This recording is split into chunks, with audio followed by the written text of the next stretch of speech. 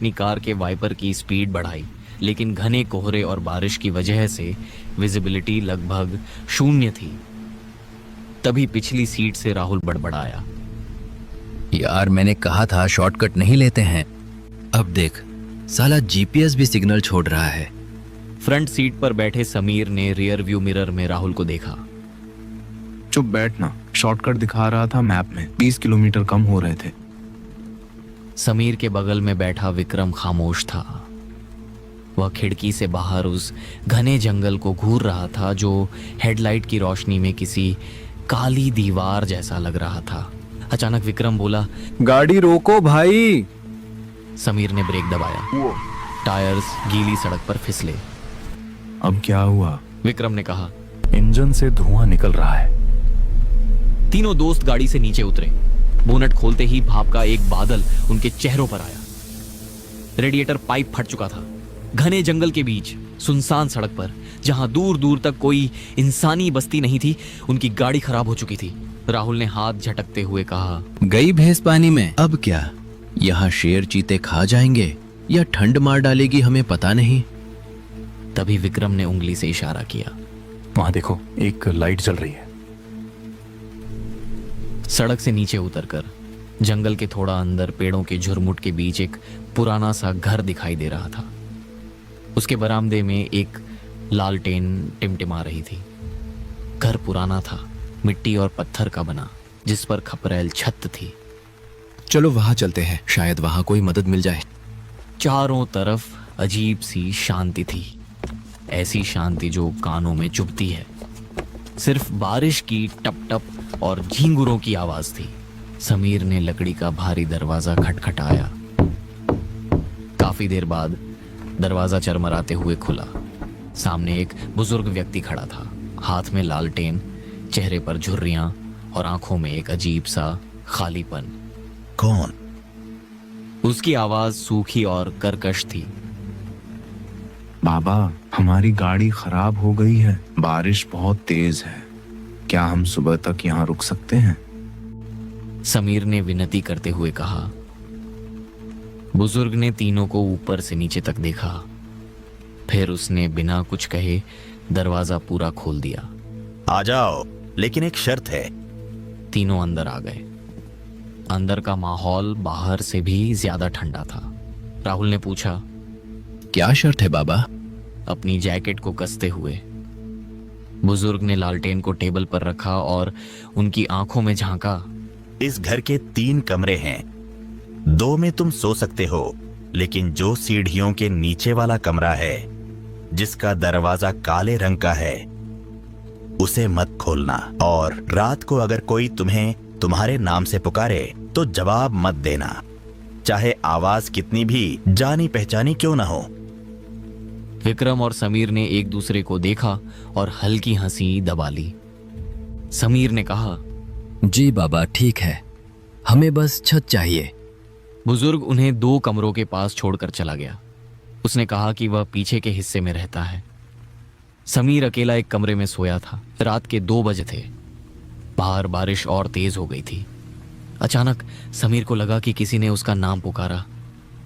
समीर, समीर। आवाज बहुत धीमी थी, फुसफुसाहट जैसी, लेकिन वह मर्द की आवाज नहीं थी, वह एक औरत की आवाज थी। समीर उठकर बैठ गया। उसका दिल जोर से धड़कने लगा। समीर, दरवाजा खोलो ना। समीर के रोंगटे खड़े हो गए। ये आवाज अंजलि की थी, उसकी पत्नी की। लेकिन अंजलि तो मुंबई में थी।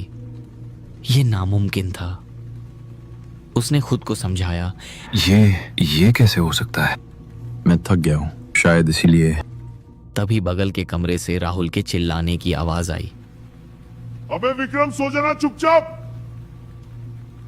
समीर बिस्तर से उठकर बगल के कमरे में गया। राहुल बिस्तर पर बैठा था, पसीने से लथपथ। विक्रम गहरी नींद में सो रहा था। समीर ने पूछा, क्या हुआ? राहुल ने कांपते हुए कहा, यार विक्रम पागल हो गया है। ये उठकर कोने में खड़ा हो गया था। मैंने पूछा क्या कर रहा है, तो मेरी मां की आवाज में बोला, तुझे भूख नहीं लगी? समीर ने विक्रम को देखा। वह बिल्कुल शांत सो रहा था। तू सपना देख रहा होगा राहुल, विक्रम सो रहा है। नहीं भाई, सच कह रहा हो। तभी विक्रम जाग गया। विक्रम ने आंखें मलते हुए कहा, क्या हुआ बे, क्यों चिल्ला रहे हो? वह एकदम सामान्य लग रहा था। समीर ने गहरी सांस ली। कुछ नहीं, शायद थकान का असर है, सो जा। समीर वापस अपने कमरे में जाने लगा। जैसे ही वह गलियारे में आया, उसकी नजर सीढ़ियों के नीचे वाले उस काले दरवाजे पर पड़ी। दरवाजे के नीचे से एक परछाई हिल रही थी और अंदर से किसी के रोने की आवाज आ रही थी। समीर, मुझे बहुत दर्द हो रहा है, प्लीज मदद करो।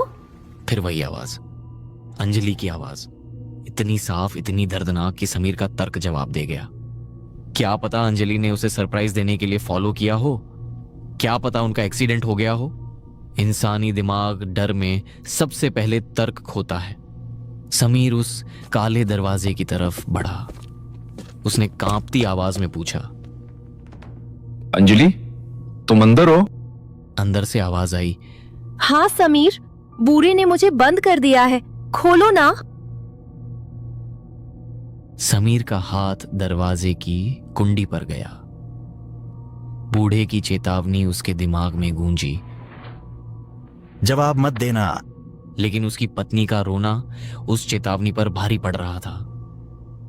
जैसे ही उसने कुंडी खोली, पीछे से एक सख्त हाथ ने उसका कंधा पकड़ लिया। समीर चीखते हुए पीछे मुड़ा। वह बूढ़ा था। बूढ़े की आंखों में अब खालीपन नहीं बल्कि खौफ था। वह तुम्हारी बीवी नहीं है? समीर हकलाया। लेकिन आवाज। बूढ़े ने तुरंत जेब से तावीज निकाला और उस दरवाजे पर लगा दिया। अंदर से अब रोने की नहीं बल्कि एक भयानक राक्षसी हंसी की आवाज आ रही थी और फिर खुरचने की आवाज, जैसे कोई नाखूनों से लकड़ी छील रहा हो। बूढ़ा आदमी चिल्लाया, चलो यहां से और उन दोनों को लेकर हॉल में आ जाओ। तीनों दोस्त हॉल में दुबके बैठे थे। बूढ़े ने चारों तरफ नमक की एक लकीर खींच दी थी और हाथ में एक पुराना तांबे का लोटा ले रखा था। विक्रम ने पूछा, बाबा ये क्या है? ये आवाजें किसकी हैं? बूढ़े ने कहा, यह छलावा है। यह जंगल उसका है। वह तुम्हारे मन की सबसे प्यारी आवाज चुराता है ताकि तुम उसके पास जाओ। तभी हॉल के बंद दरवाजे पर दस्तक हुई।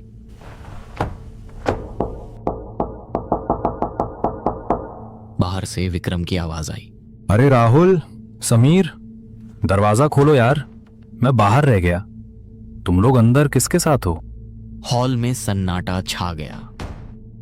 राहुल और समीर ने अपनी बगल में बैठे विक्रम को देखा। विक्रम वहीं बैठा था उनके साथ। उसका चेहरा पीला पड़ गया था। राहुल फुसफुसाया, अगर विक्रम यहाँ है तो बाहर कौन है? बाहर वाला विक्रम फिर बोला। अब उसकी आवाज में गुस्सा था। दरवाजा खोलो। ये जो तुम्हारे साथ अंदर बैठा है वो मैं नहीं हूं, वो छलावा है। उसने मुझे जंगल में पकड़ लिया था जब हम गाड़ी ठीक कर रहे थे। समीर और राहुल झटके से विक्रम से दूर हो गए। अंदर बैठा विक्रम रोने लगा। पागल हो गए हो क्या? मैं विक्रम हूं, बाहर वाला झूठ बोल रहा है। अब पहेली भयानक थी। एक विक्रम अंदर था, एक विक्रम बाहर, और दोनों की आवाज, शक्ल, कपड़े सब एक जैसे थे। बूढ़े ने अपनी लालटेन उठाई और अंदर बैठे विक्रम के पास गया। बूढ़े ने कहा, बेटा अपना हाथ दिखाओ। विक्रम ने कांपते हुए हाथ आगे बढ़ाया। बूढ़े ने विक्रम की हथेली देखी। फिर उसने धीरे से अपनी कमर से एक खंजर निकाला। समीर चिल्लाया, क्या कर रहे हो बाबा? बूढ़े ने कहा, छलावा की परछाई नहीं होती। और उसने लालटेन को विक्रम के चेहरे के पास किया। दीवार पर विक्रम की परछाई साफ दिख रही थी।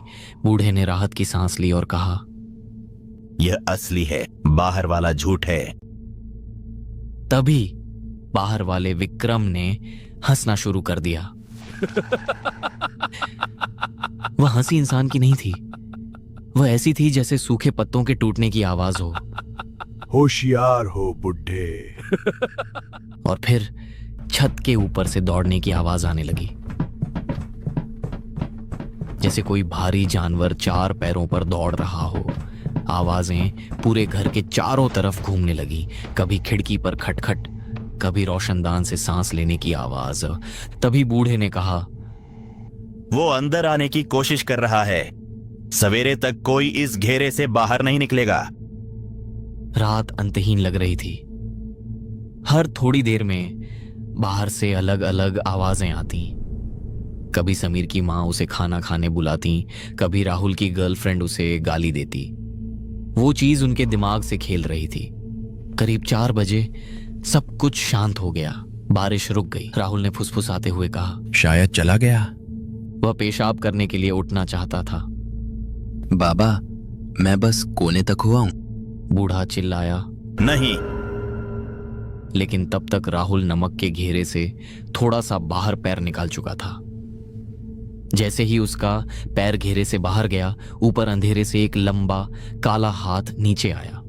हाथ जो जले हुए जानवर जैसा था, जिसकी उंगलियां असामान्य रूप से लंबी थी। उसने राहुल का टखना पकड़ा और एक झटके में उसे ऊपर खींच लिया। राहुल की चीख गूंजी और फिर अचानक बंद हो गई। समीर और विक्रम ने ऊपर देखा। अंधेरे में छत के बीम पर राहुल चिपका हुआ था, मकड़ी की तरह। उसका सिर 180 डिग्री मुड़ा हुआ था और वह उन्हें देख रहा था। उसकी आंखों की पुतलियां गायब थीं, सिर्फ सफेदी थी। उसने अपना मुंह खोला और आवाज बूढ़े की निकली, शर्त तोड़ दी। समीर की चीख गले में ही अटक गई। बूढ़े ने जल्दी से अपनी थैली से कुछ राख निकाली और ऊपर फेंकी। राहुल का शरीर धड़ाम से नीचे गिरा। वह बेहोश था लेकिन जिंदा था। उसके पैर पर जलने के काले निशान थे, जैसे किसी ने लोहे के पंजों से पकड़ा हो। बूढ़ा चिल्लाया, अब इस घेरे के बाहर कोई नहीं जाएगा।